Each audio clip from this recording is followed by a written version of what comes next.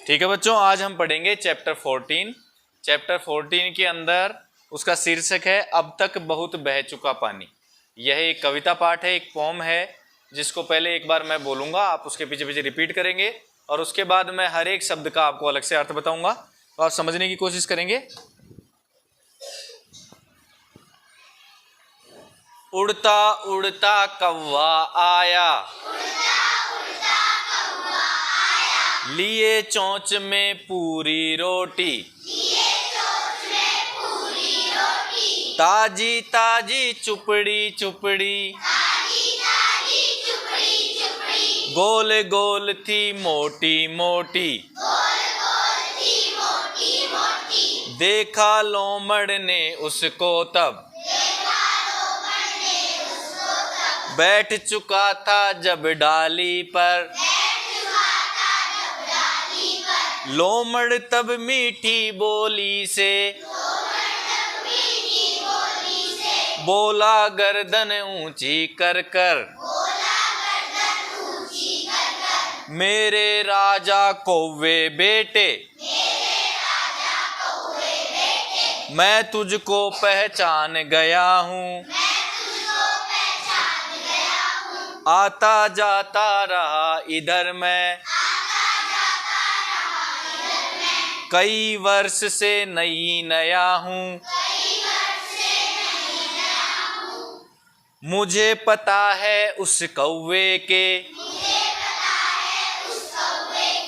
तुम हो बेटे या हो नाती,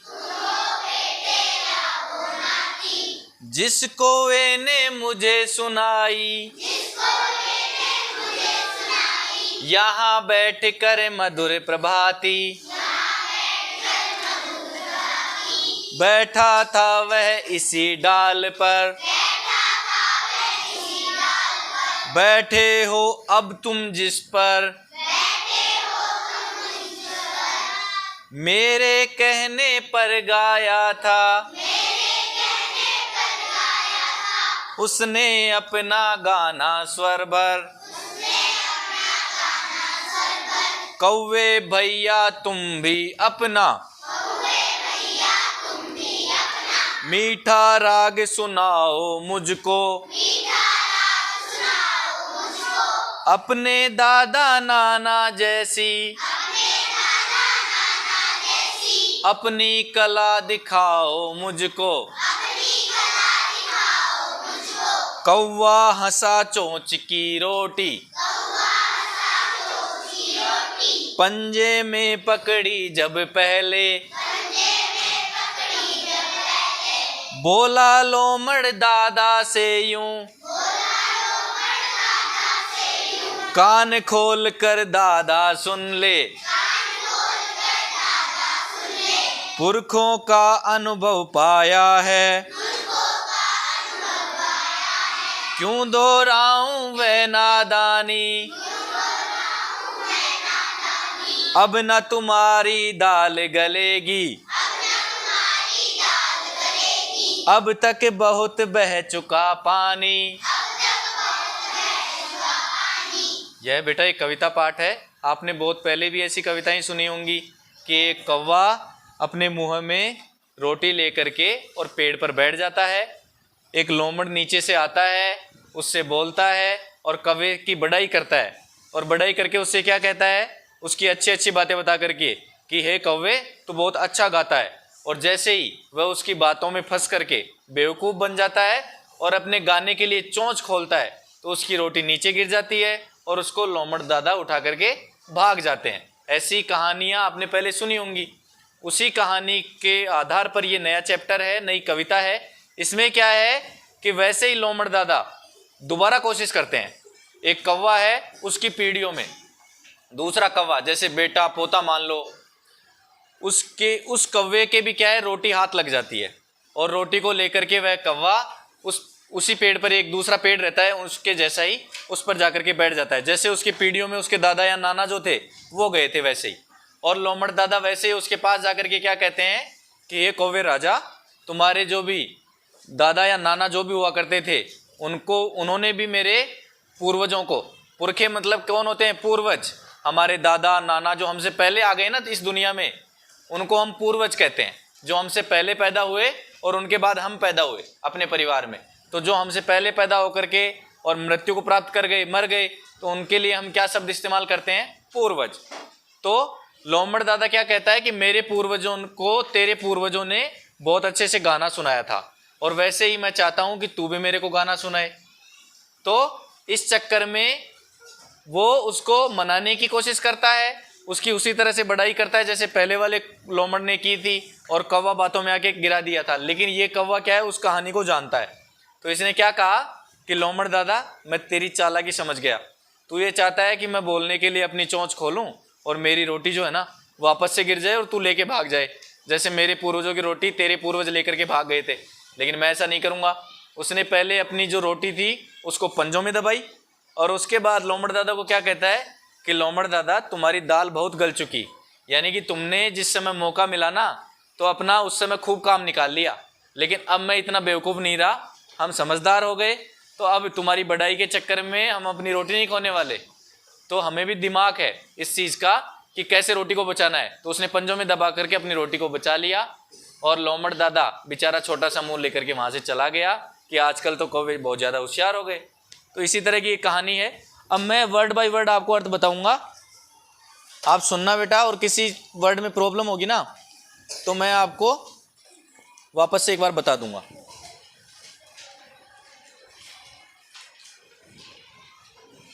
नहीं नहीं,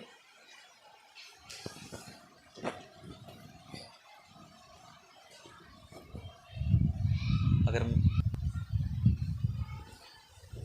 ठीक है, इसका अर्थ देखते हैं हम एक एक वर्ड का। आप इसके अंदर ध्यान देना, रीडर के अंदर।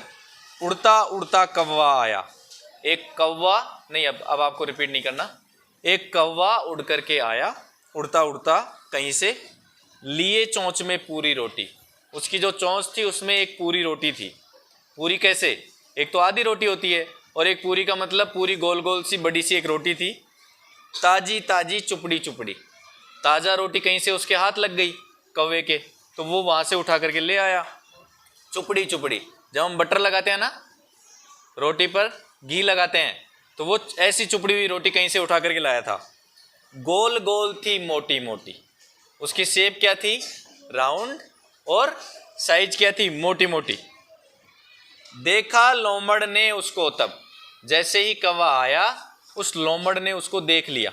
एक लोमड़ नीचे बैठा था, उसने देखा कि कौवे के मुंह में एक मोटी सी गोल गोल सी और ताजी सी रोटी है।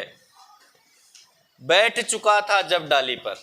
उस लोमड़ ने उस कौवे को कब देखा? जब कौवा आया अपनी चोंच में रोटी लेकर के और एक पेड़ की डाली पर बैठ गया, तब उस लोमड़ ने उस कौवे को देखा। लोमड़ तब मीठी बोली से बोला गर्दन ऊंची कर कर। तभी जब लोमड़ ने उसको देख लिया तो मीठी बोली से, बहुत प्यारी सी बोली बना करके, और उससे क्या कहता है अपनी गर्दन ऊंची करके। जैसे आप देखो चित्र के अंदर दिख रहा है ना, पेड़ पर कौवा बैठा है और नीचे लोमड़ ऐसे गर्दन ऊंची करके बैठा हुआ है। मेरे राजा कौवे बेटे, मीठी सी वाणी में क्या कहता है कि मेरे राजा कौवे बेटे। किसी से हम प्यार से बात करते हैं ना, जैसे अपने पापा या मम्मी भी कभी उनका मन करे अपने से प्रेम करने का, तो आपसे क्या कहेंगे? राजा बेटा मेरा, या राजा बेटी, है ना, रानी बेटी, राजा बेटा, इसी तरह से प्यार से बात करते हैं। तो चूंकि लोमड़ को भी उसको बातों में फंसाना था, तो उससे क्या कहता है? मेरे राजा कौवे बेटे, मैं तुझको पहचान गया हूं, यानी कि मैं तुम्हें पहचान गया हूं।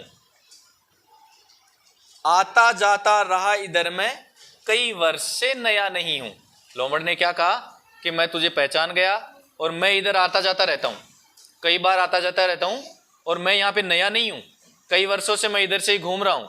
इसका मतलब मैं तुम्हें कई बार पहले भी देख चुका, और इसलिए मैं तुम्हें पहचान गया, क्योंकि मैं भी इधर ही रहता हूं। मुझे पता है उस कौवे के, तुम हो बेटे या हो नाती। या तो तुम उस कौवे के, कौन से कौवे के? मैंने अभी कहानी बताई थी ना आपको कि पुराने समय में किसी लोमड़ ने एक कौवे को बेवकूफ़ बना करके उससे रोटी ले ली थी। तो ये क्या कहता है लोमड़ दादा कि तुम उस कौवे के या तो नाती हो या बेटे हो। नाती क्या होता है? रिश्तेदार जो होते हैं ना, उनको हम नाती कहते हैं। जैसे नाती और नातिन, जैसे आपके नाना जो है ना, उनके किसी भी, जैसे आपको रिश्तों का एक बार मैंने बताया भी था शायद चैप्टर, कि आपके जो दादा हैं उसके तो आप क्या लगे, पोते या पोती, और आपके जो नाना है उसके आप क्या लगोगे, या तो नाती या नातिन।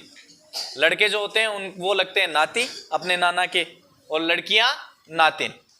तो वो क्या कह रहा है कि तुम उस कौवे के या तो बेटे हो या फिर नाती हो, यानी वो कौवा तुम्हारा या तो पिताजी या दादा लगता होगा या फिर क्या लगता होगा, नाना।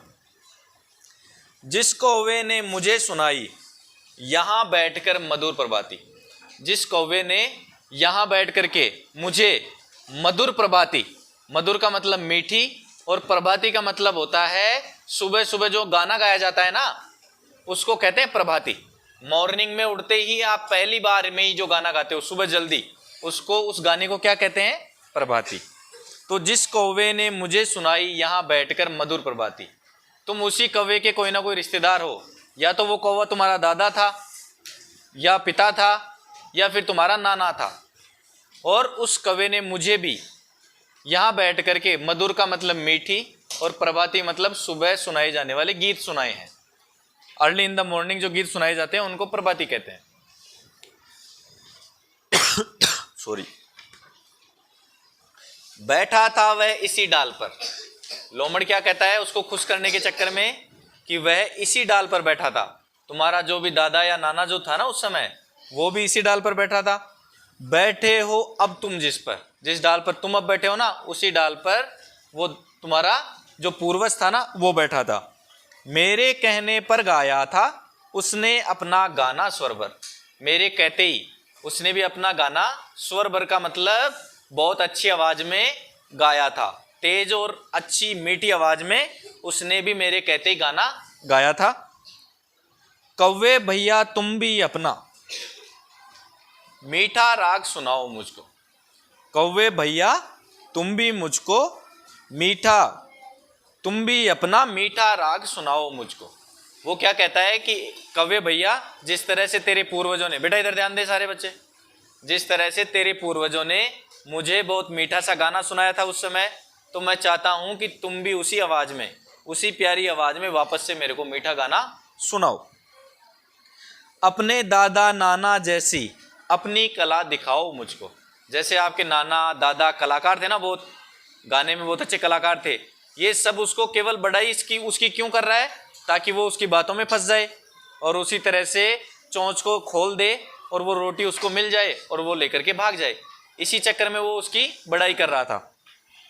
अपनी कला दिखाओ मुझको, जिस तरह से तुम्हारे दादा और नाना ने कला दिखाई थी ना मैं हमारे को, उसी तरह से तुम भी अपनी कला मुझे दिखाओ।